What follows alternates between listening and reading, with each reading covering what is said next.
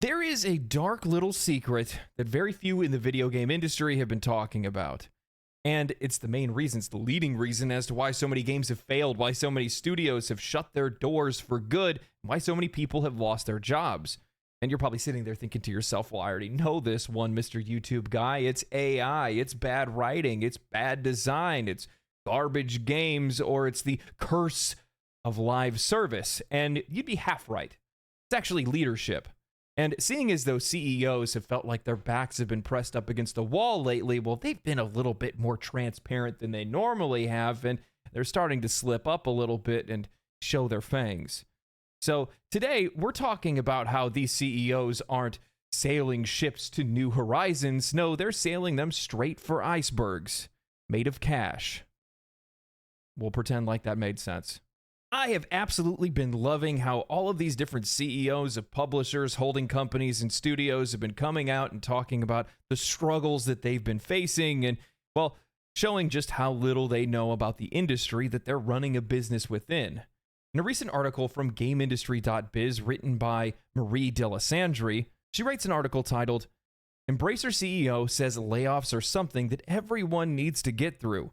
Embracer CEO Lars Winkler said that the current reduction in workforce at the company and across the industry is something that everyone needs to get through, later adding that the group's strategy has been to cut things that have the lowest chance of success moving forward and to only keep the most iconic studios. This conversation was part of a Q&A portion for the company's earnings call yesterday as it announced its Q3 results. Answering a question about the underlying games market, Wings first said that the whole industry has been feeling a significant shift since last summer. More or less all companies are going through a restructuring program, he said. There is less investments made from the industry into content. I think that the underlying consumer market is solid and is still growing, but the underlying changes, there's a lot of underlying changes made to the industry. That obviously affects all of us in the industry. I think looking at the 8% reduction in workforce at Embracer, there is obviously, I don't know the number for the whole industry, but I think it's something that everyone in the industry needs to get through. I mean, as I said, it's more driven by the overinvestment in the previous years because everyone just put all their capital into gaming and perhaps a bit too much capital in a few instances. Embracer Group's chief strategy officer, Phil Rogers, told us in November that he considered the human cost of Embracer's restructure significant but necessary. Since the restructuring program began in June, the company has laid off more than 1,400 people. Now, when I was reading this article, I was hit with a revelation of sorts, realizing that history is repeating itself. THQ was once a dominant force within the gaming industry. It was a respectable name. It was a name that a lot of people recognized. And back in the day, they aggressively started to expand their portfolio by acquiring all kinds of different studios and IPs in the early 2000s. Notably, we saw them pick up the Volition, which are the folks that were behind the Saints Row series, Vigil Games behind Darksiders, and also the Red Faction and Company of Heroes IPs as well. However, this rapid expansion came at a cost. Financial mismanagement and overextension led to severe financial difficulties, and by 2012, THQ was unable to sustain their operations and filed for bankruptcy. The company's assets were subsequently sold off at an auction. Saints Row and the Volition went to Deep Silver, Metro went to Deep Silver as well. Darksiders and Vigil Games were acquired by Nordic Games, now known as THQ Nordic. Company of Heroes went to Relic Entertainment, which was then acquired by Sega. Now, following Nordic's purchase of THQ, they later rebranded themselves as THQ Nordic to play off of brand recognition. And then later, they rebranded their holdings company to protect themselves from risk, and that holdings company is now known as the Embracer Group. Now, adapting to changes within the market as well as laying off or downsizing is totally normal. It happens in every single industry. However, with that said, I love the explanations that some of these CEOs come out and give because they make it sound like they're reading the stars, like they're going to see a tarot reader or something like that, when in all actuality, these are self-inflicted wounds that they've imposed on themselves, and as such, well, that's the reason why they've been hemorrhaging money and had to get rid of so many different studios, IPs, and employees, and it's their own fault. Think about it. If you look back at THQ and what happened with them, it's the exact same thing that's now happening with Embracer Group. I wonder if that's a coincidence, since they're basically the same entity to begin with. But with that said, we look at it like this. When you're spending a lot of money, but you're not bringing anything of value into the market, well, what ends up happening? You don't have any more money. So it begs the question, why would you spend so much money when you're not making any and you're not bringing anything of value? You're not making great games that are justifying all these purchases and this wide expansion that you're pushing into. A lot of it that we saw back during COVID in 2020 and 2021. But there is a reason. And he's going to say it now.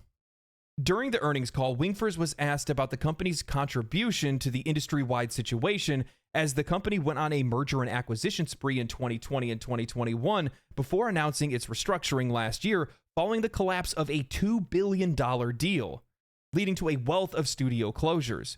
One analyst highlighted how Embracer's number of projects in development dropped by 20 to 25% following the restructuring, and how, looking back, that was clearly contributing to the industry's overinvestment. I think we follow with a very clear strategy, onboarding great entrepreneurs and backing their business plans, Wingfors replied. I think everyone has been delivering according to those plans. The thing is, in the capital allocation, we put organic first, meaning the first investment came with organic growth, which we now see the outcome of. And then secondly, we made merger and acquisitions. Now we start to see the picture and strategy come together for the Embracer Group. That $2 billion deal was a part of a Saudi Arabian company, Savvy Games, who planned to invest up to $39 billion into the video game industry, the same company who's now partnered with Blizzard Entertainment for the Overwatch League. Seeing the amount of money that Saudi funds into the market, like their $2.9 billion into Activision Blizzard, the $1.6 billion into Take-Two, and them being the biggest outside investor in Nintendo, Embracer ran to the market, accumulated assets, raised their value, and tried to get a piece of that investment. And now we have a classic example of the tail wagging the dog. They're trying to go for that money, but they don't know how to earn it, nor do they actually care about it, because they ran around buying up all these companies, doing these mergers and acquisitions, picking up IPs, whatever they could get their hands on, creating a Trojan horse that made it look like it was a company of value so that somebody would invest in that company or they would buy control of that company. And it didn't happen. And why didn't it happen? Well, it didn't happen because if we look at the last 5 to 6 years of games that have come out of the Embracer Group, the two best games they've released have been Risk of Rain Returns and Dead Island 2. Yikes. Not that they're bad games, but they're definitely not the ones that are going to be attracting anybody to come over and want to invest in your company. We look at your worst failures, Saints Row, Payday 3. Woof.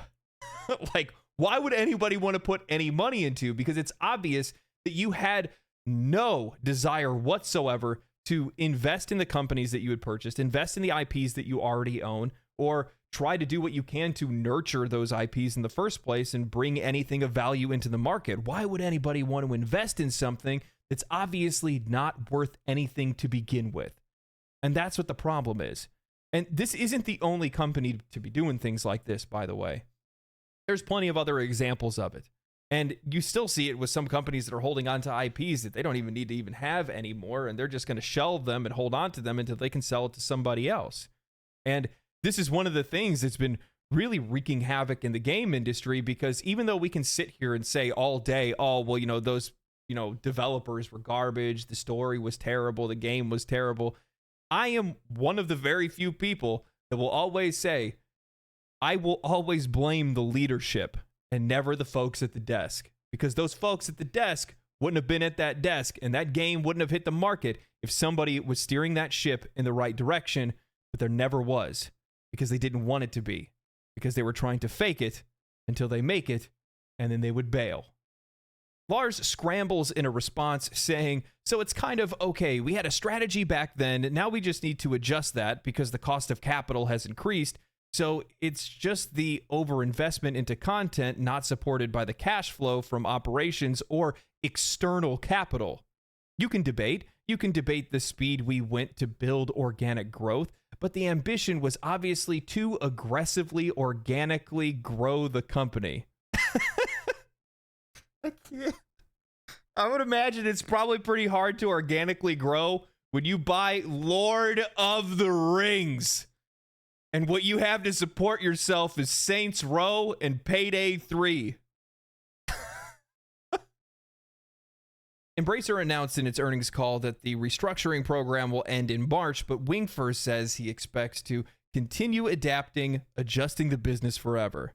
The CEO was asked about whether there will be higher thresholds going forward when it comes to the company's investments in mergers and acquisitions. Yes, Wingfirst replied. Obviously, when you're expanding so much, you're going to be taking a business risk setting up both new studios, building new IPs, acquiring game developers that you are investing into that don't necessarily have the track record. If you change that, you need to cut things that have the highest, what you believe will be the lowest chance of success going forward. And that's what we're doing right now, keeping the most iconic studios and IPs under development. Finally, Wingfirst mentioned how bringing an all-time high net sales in the middle of a restructuring program is an achievement Embracer should be proud of. We are approaching the finalization of our restructuring program. It's been a challenging time, and we've worked hard with the group-wide efforts to get where we are today. For that, I am very thankful. Everyone has put in extra effort. We are determined to deliver in the final stretch. Many decisions are not taken lightly, especially parting ways with team members, and it's important to ensure that the affected employees are informed first, and that actions are carried out with compassion, respect, and integrity. We are adapting to a new reality. The Embracer model is being adjusted and improved, but our long-term vision is still unchanged. Challenging times are also learning times that will strengthen us into the future. I'm confident that the decisions that we make today set the foundation for the coming decade.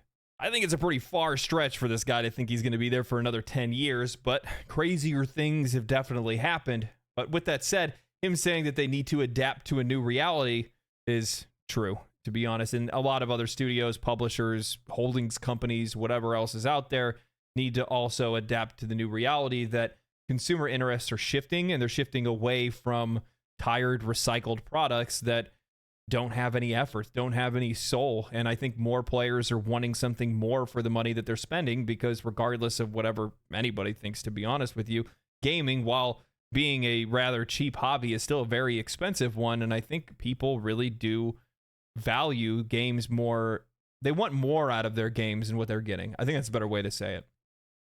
And as these prices go up, you have studios like Ubisoft that are out there trying to push out games for $130 for you to be able to get the complete experience. More games have microtransactions. Players' expectations for these games are going up, because if you're going to be asking and demanding that kind of money from us, and you're going to be locking that much content behind it, well, then it better be worth that price in the first place. And when you have games like Embracer Group has shelled out over the last few years, well, yeah, you're not meeting that value, and most people are going to see a game coming from one of your studios and ignore it entirely, and good on them for doing so, because they all look like garbage to begin with, outside of Risk of Rain. That I'm an addict for Risk of Rain. So, but with that said, it's just I think there's just a plague of CEOs and leadership in the video game industry that don't know anything about what the consumers want.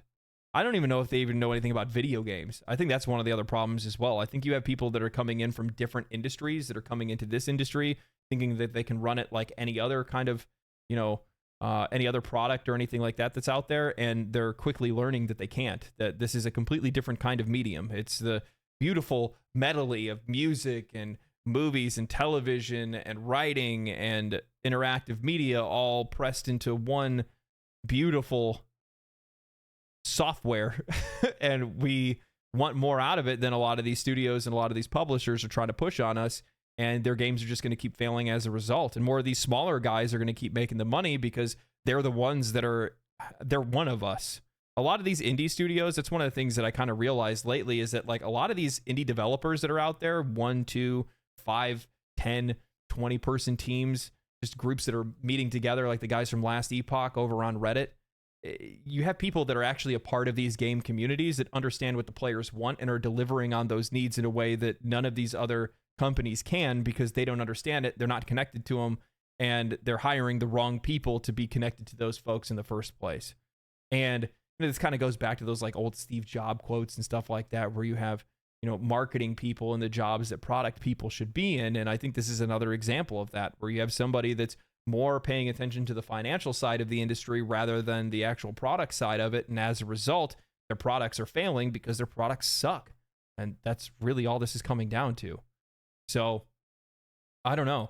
I think that this new adaptation that we're going to see and the changes that we're going to see in the industry are ultimately going to result in changes of leadership for a lot of these companies, because it really does come down to vision. If you do not have the vision and the wherewithal to understand this industry and understand the needs of the customer, then chances are you're not going to be able to lead that company in the right direction, and you're just going to keep putting out bad games. And I think Embracer's been a really good example of that. We really haven't seen very many high quality products come out of them ever since they went on their spree, and even before they went on their spree. And you would think that they would learn from their lessons, because THQ made the same mistakes, and they formed a different group, and then they end up forming an Embracer group. But it doesn't seem like they're learning from that at all. But I think that, as, prices for things continue to rise, as more games become available to us, because there's so many other people using, a wide variety of tools that are on the market, like Unreal Engine 5, to be able to make their own games, we have more options. And there are people that are out there that do understand our needs and do want to deliver on something that's worth value. And when you got folks that are only paying attention to the money, they're not seeing us. So yeah. Anyway, I hope you guys enjoyed this video. I enjoy covering stuff like this. If you guys did enjoy this, make sure you guys like the video, comment down below, and tell me what you guys think has been going on lately. What games did you guys like out of the summer showcases?